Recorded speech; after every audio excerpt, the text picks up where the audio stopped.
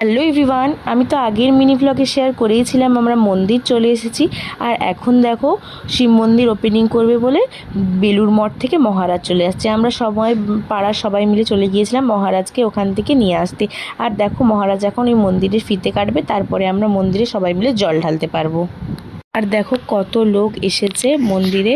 মহারাজ মন্দিরের ফিতে কাটার পর আমরা একে একে সবাই মিলে বাবার মাথায় যে জল ঢেলে এলাম। তখন কোনো ফটো বা ভিডিও করতে পারিনি কারণ প্রচণ্ড ভিড় ছিল।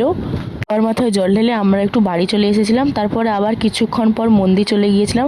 অক্ষয় তৃতীয়ার দিন তো দেখো যেরকম রোদ ছিল, মাঝখানে দুপুরের দিকে আবার বৃষ্টিও চলে এসেছিলো। দেখো এত বৃষ্টির মধ্যেও মন্দিরে সবাই বলতে গেলে আছে, বেশ ভালো লাগলো। তারপর দেখো কিছুক্ষণ পর বাবাকে ভোগ নিবেদন করা হলো এবং আমরাও তারপরে খেতে বসে পড়েছি। আজকের দেখো লাঞ্চটা তোমাদেরকে দেখিয়ে দিলাম। আর আজকে যেহেতু অক্ষয় তৃতীয়া ছিল, তাই আমি আর আমার বান্ধবী মিলে একটা দোকানে চলে যাচ্ছি সোনিয়া করতে।